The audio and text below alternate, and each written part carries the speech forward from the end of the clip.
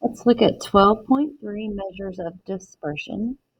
We are going to find out how spread apart the data is by finding the range and the standard deviation for a set. So range is something you already know. You take your highest value and subtract from your lowest value.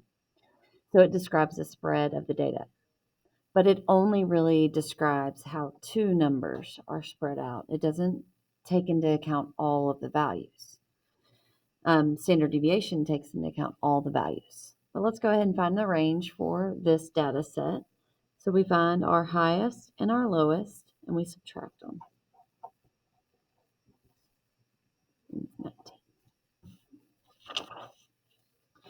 You can find range from a chart as well, just by looking at what your largest is and your smallest is and subtract them. So this is about gas prices. Find the range for these 4 years. So we have this one and this one. So this is our lowest, this is our highest. So you subtract them. When you do, you get $1.62. Okay, so standard deviation requires a little bit more work. So we have these four data items.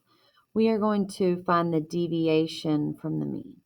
So deviation from the mean is how far away it is from the mean, how far away each data value is from the mean. So you first have to find the mean. Remember that's x bar. So we need to add them up.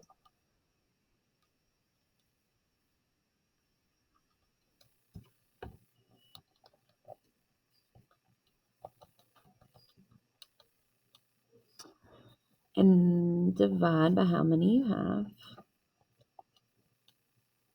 So 189. So this is the mean. Next thing you do is find the deviation from the mean. So the way you do that is you take your data item, so we're going to say x is each of these, and you subtract from your x bar. So we'll do 117 minus 189, 152 minus 189, 279 minus 189, 208 minus 189. So you subtract those. So if it's negative, you do need to write that down. Negative 0.72, negative 0.37, 0.90, then 19 cents. Part B says find the sum of the means. So the sum of x minus x bar, which this is x minus x bar. So we add these up. So negative 0.72 plus negative 0.37 plus 90 plus 19. This one actually comes out to be 0. So they're equally distributed on the mean, it seems like. Okay, let's look at how we can find the standard deviation by doing several other things. So first thing you do is you find your mean. Then you find your deviation from the mean, so x minus x bar. Then you square each deviation. Then you add them up. Then you divide by n minus 1. N is how many data items you have. Then you take the square root, and that is your standard deviation. So we're going to look at this. Oh, funny thing is, these are the same thing. Deviation squared. So that means I'm going to do negative 0.2 squared. Make sure you put it in parentheses because the negative will change your answer if you don't put it in parentheses and square it.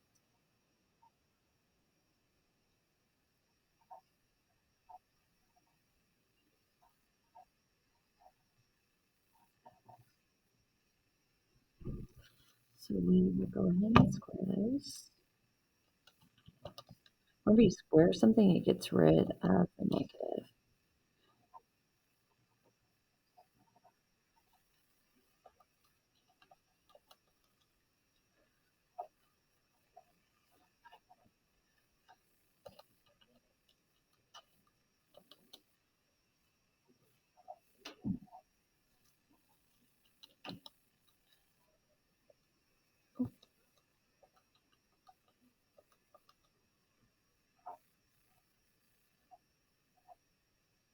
Okay.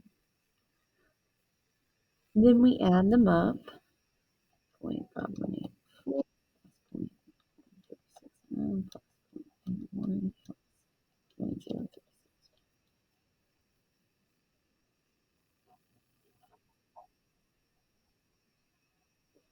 Okay, so this is this value right here. So this equals the sum of x minus x bar squared. So that goes on top. So I'll put that on top. Divided by n minus 1. Well, n is 4. So n minus 1 is 4 minus 1, which is 3. So that's going to be. So I'll do the square root. Put in the fraction.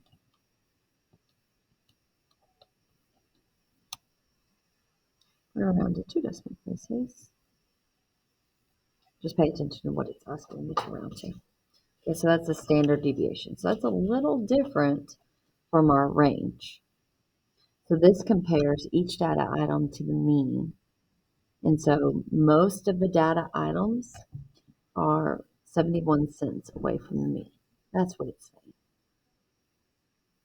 It's the standard deviation. Okay. Find the standard deviation for the group of data items. So let's follow the steps. Step 1 would be find the mean.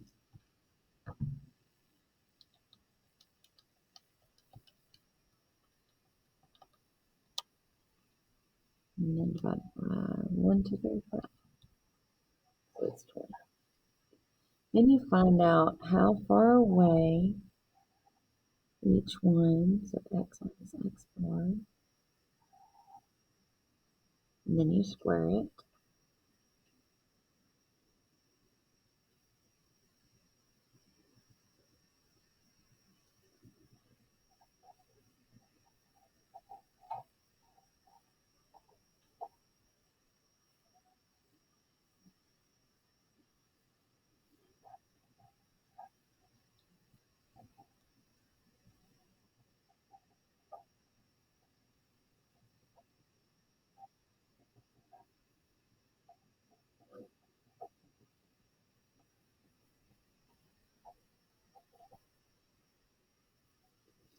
And then we square it.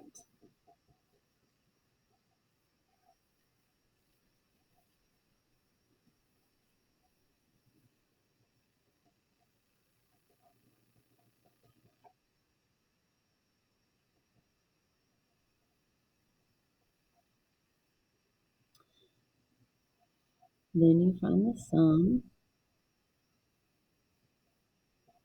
We got them at 4, 5, 6, 10.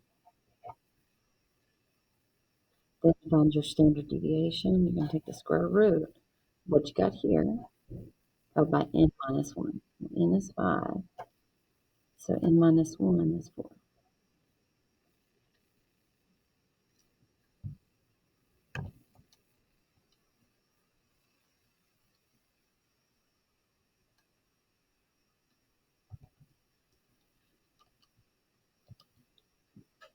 So it's 1.5 is our standard deviation.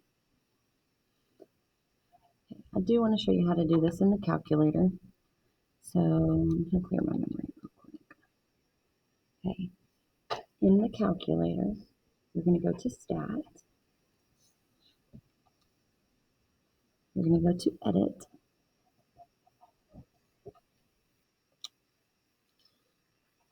Put X's in L1.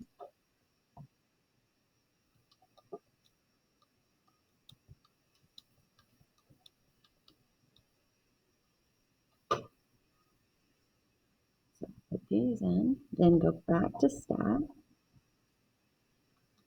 Stat right here. Over to Calc. And you're going to choose 1 var statistics. So that's one variable statistics. Hit enter. Well, see how it's list. I'm not going to worry about anything else right now. So it gives us X bar. X bar is our mean, which we have up here. It gives us a sum of x. So if we were to add all these up, you would get 100, which that is true. Then it gives us x squared. Then sx is your standard deviation,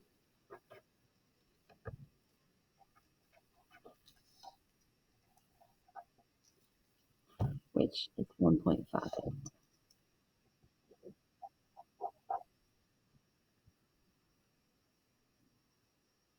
So that is a way of doing it in calculator. You know how to do it by hand as well.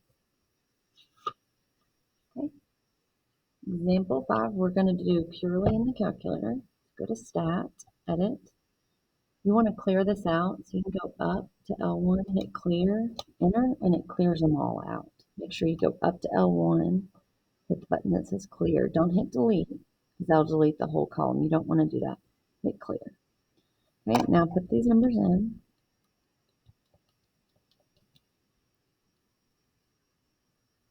And then go Stat, over to Calc, one variable statistics. Okay, so it gives us X bar, which is your mean, and it gives us SX, which is our standard deviation. Oh, there you go. So that is a way of doing that in the calculator. So you know by hand and you know with the calculator.